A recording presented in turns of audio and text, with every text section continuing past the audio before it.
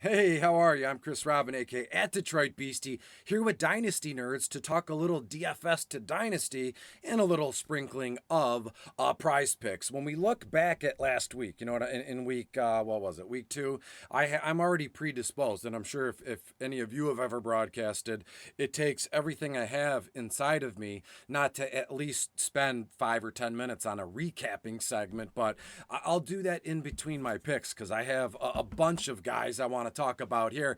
But before I do that, make sure you get to the Dynasty Nerds website. Type it in your browser. Dynasty Nerds. They got a bunch of good stuff. They're fantasy GM tool. It's been up and running for, I believe, 2 years now. I remember they introduced that to me personally about a year ago in Ohio at the expo and all that, and that's still going. And they have one of, if not the best collection of YouTube videos and anything you need for Dynasty, seasonal or Dynasty formats. They're on Nerds. When you get there, if you feel like purchasing a package, which I think I would, use the promo code Beastie. You will get 10, I believe I'll just call it that. Last time I said it's going to be 100% off, and people flocked there, and they had to give away, a bunch of promo codes on me, and that was a bad move, and I shouldn't have said that, and none of that happened. I'm just trying to talk myself into the fact that the promo code is 10%, so you can get all that off, all the great tools here at Dynasty Nerds. Hopefully, your Dynasty teams are still up and running. They're doing well. Week two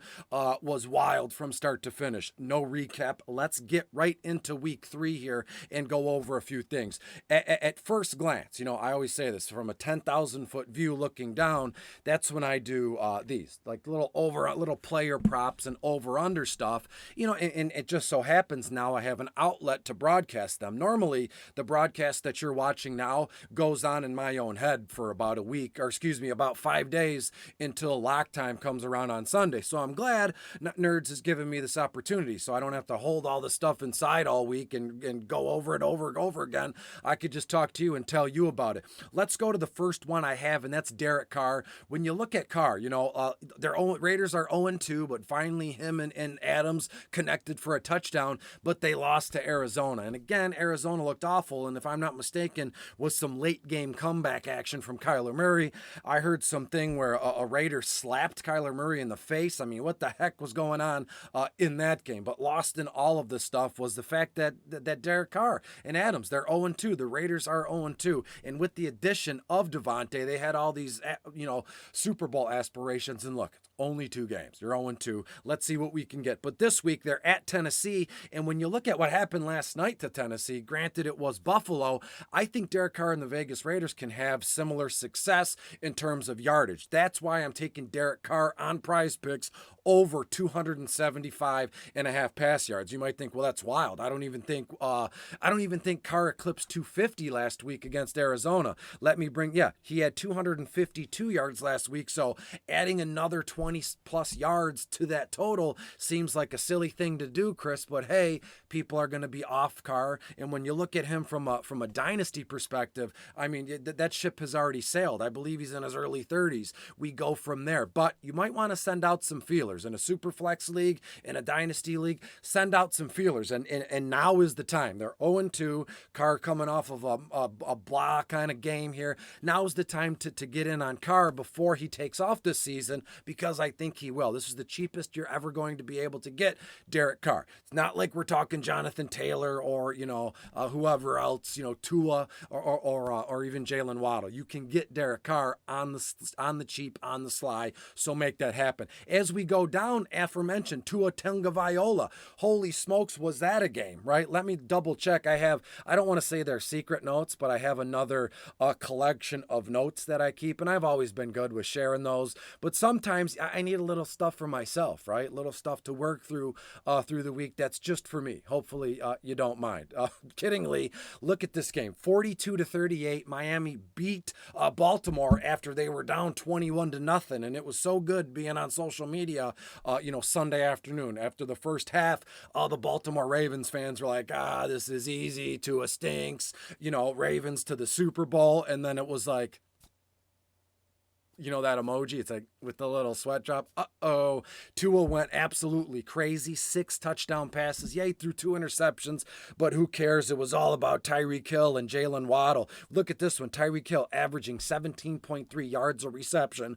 Waddle averaging 15.5 yards a reception, and they both scored 2 times. This game was nuts. 42-38. When we look at this week, right, I always say in DFS formats, that was then and this is now. And when you look at what they have on the slate for Tua on Prize Picks, over under 250 yards versus Buffalo, right? So to me, in all honesty, my first inclination was I was still high. I was still amped up on last week's success from Tua, and I go, well, I'm taking the over 250 yards all day. And then I watched Monday Night Football, and Buffalo is pretty damn good. Their defense is very stout. They're handsy. They buzz around in that secondary, and I don't think Tua's going to have the same success as he did against Baltimore last week, and that's okay. For all you Dynasty Tua people, I'm not, slapping a bust sign on Tua, not even close to it, but in DFS formats and in Dynasty formats, Tua is still I'm all in on him. This week, though, you're going to get a lot of folks that sway their money towards all the overs on Tua based on just realistically the warm and fuzzies that they felt from the comeback in Baltimore.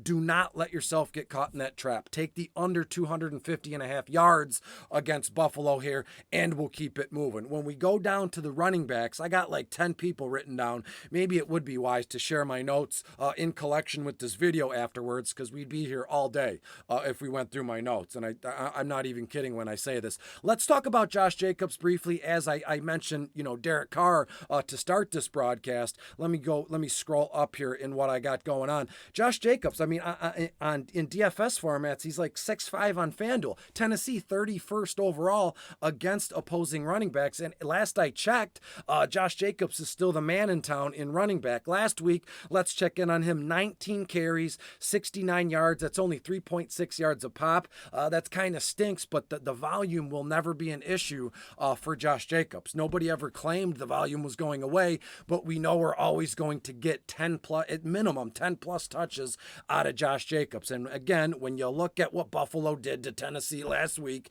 I think the Vegas Raiders do the same thing. So give me the over 57.5 rush yards for Josh Jacobs here. And personally, I don't know if me and the nerds have talked about this, and I don't even know if there's a graphic, but to me, Josh Jacobs over 57.5 rushing yards against Tennessee is a lock. And I picture a video where I go, Josh Jacobs is a lock, and something goes, boom, like Law and Order, something like that. Let's keep it moving, and we can talk about Deebo Samuel next, because he's kind of a running back, wide receiver hybrid. And when you look at what's going on there, again, I do want to say, I wish Trey Lance the best. I don't associate myself with folks that celebrate injury, and I don't surround myself with people that victory lap, injury. Well, all you DFS, all you Dynasty players that were like, I don't want anything to do with Lance. He's a bum. He's going to be a bust. And then after he breaks his ankle Sunday, you get the collection of folks that go, see, told you so.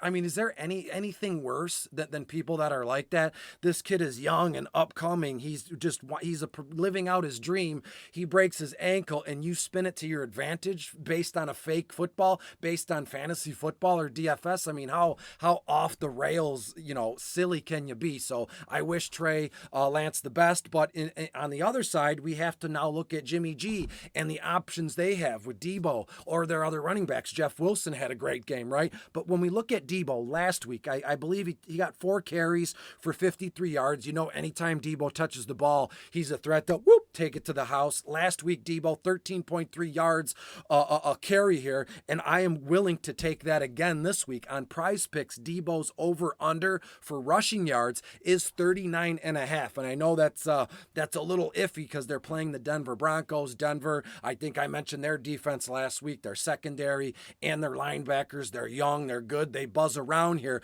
but the problem with Deebo is he's matchup proof, right? He can do no harm. So I'm expecting Deebo another 4 or 5 carries, another 6 or 7 targets. Now with Jimmy G backing away, that was what made Deebo so special last year. I mean, aside from Deebo himself and his talent, but Jimmy G was his quarterback those two dudes are on the same page. So I would expect more of the same from Deebo the rest of the season as we saw last year. In Dynasty formats, this guy is going to be expensive as can be. So really no advice there from a Dynasty perspective, but from a DFS and prize picks perspective, give me the over 39.5 yards. As we've just eclipsed the 10-minute mark, let's do a lightning round here with a couple players I got here. David Njoku, tight end for Cleveland, playing Pittsburgh. Give me the over on prize picks, 20.5 yards. He had 31 or 32 last week. He's going to see another 3 or 4 targets. So you're looking at just hit your averages, Njoku, and you'll be over 20.5 yards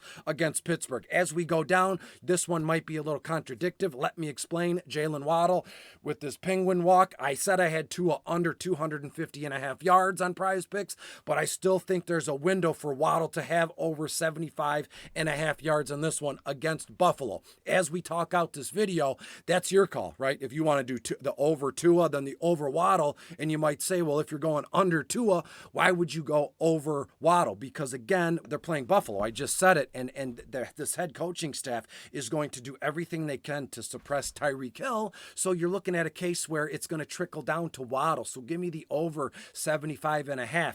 I'm not even going to talk about Gesicki. If they, kind of lock down Tyreek Hill, again, the stuff's going to trickle down to Waddle, number one. Number two, Gesicki might be in play. Can't believe I'm saying that. We all know Waddle is second year. He's on the fast track to stardom as wide receiver. So in a dynasty format, there's not much you can do there. It's a happenstance, or it's a thing of get your guy. If you want Waddle, you're going to have to pay through the nose. And if that's what you want to do, then you'd be more happy with it. As we move down the list, amon-ra St. Brown, what kind of fool would I be as a Detroit guy after the first 2 weeks of the season to not get in on some amon-ra St. Brown action on prize picks? His over-under yardage is only 71.5 yards. Last week he went nuts. Week 1 he went over. And this week the Lions traveled to Minnesota, and we saw how Minnesota got completely shut down by Philadelphia. And when you look at week 1, the Lions were able to hang with Philadelphia. So in a weird way, I don't know if you think about sports that way as well, like your team. Well, so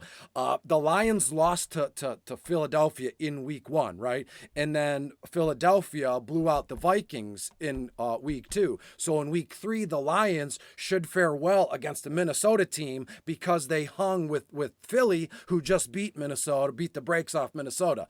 Hopefully I explained that correctly, and hopefully it makes sense.